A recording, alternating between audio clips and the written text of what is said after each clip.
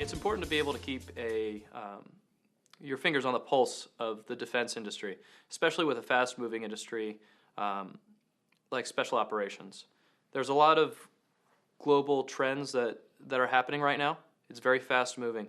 And a lot of the things that I've been able to do with industry leaders and also end users, such as high-ranking individuals within the different services, is be able to find out what their challenges are, what their lessons learned are. And some of the research that I was able to do with industry leaders and our military leaders is find out what is keeping them up at night, what kind of things that they're looking for in the near future, and by that I mean 6 months to, say, 3 years, that is really the key focus on their part.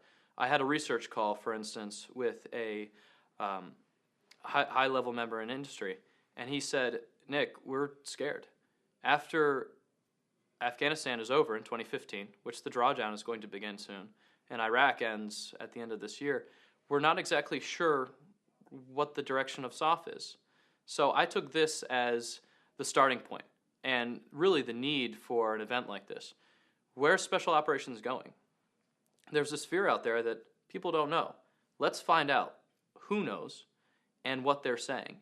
So I've brought in a lot of the leaders from geographical combatant commands, and I've talked to them quite a bit. And also I've talked to lower level academia as well, basically figuring out what kind of research is going on for capabilities, and also who wants to be able to use those capabilities to be able to enhance their effectiveness of SOF forces in not only CENTCOM and areas of concern there, but also around the world.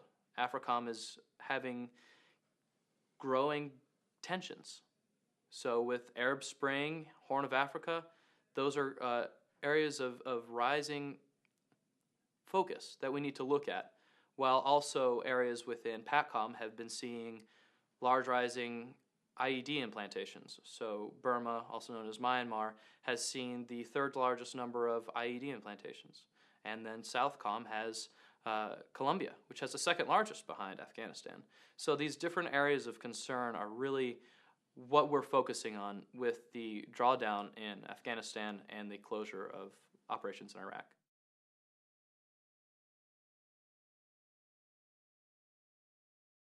The value is clearly, as Mr. Lumpkin had said during his presentation, when you are looking for equipment to bring to the general force, the overall Army, the overall Marine Corps, the overall Navy, what have you, you look at what the Special Operations Forces have with regards to kit.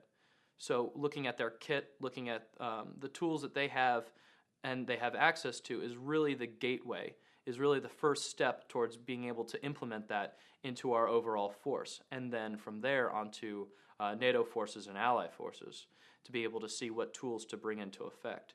So the value for the folks at this event and future events in our unconventional warfare portfolio is to really see where we're going next with regards to our special operations forces, and then giving them that step and that advantage in the right direction to seeing what our general forces are going to have and what they're going to need.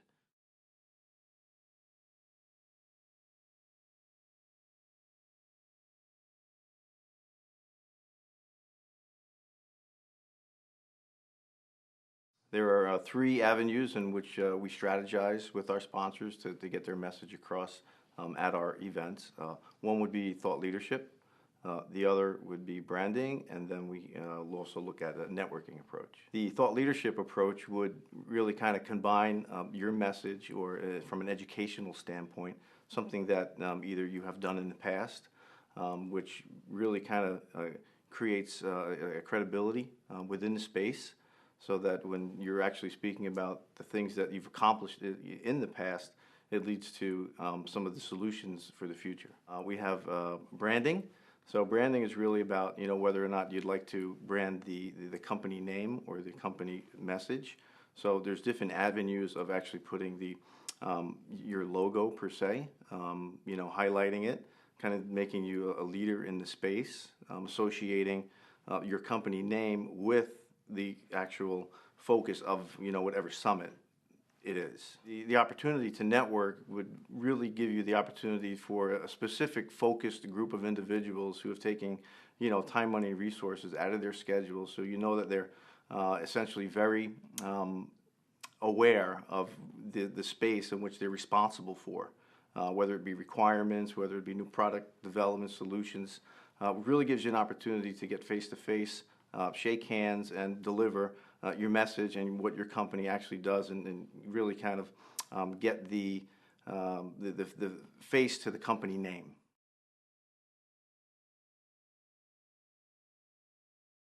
At this Special Operations Summit in Tampa, we've been joined by some of our sponsors.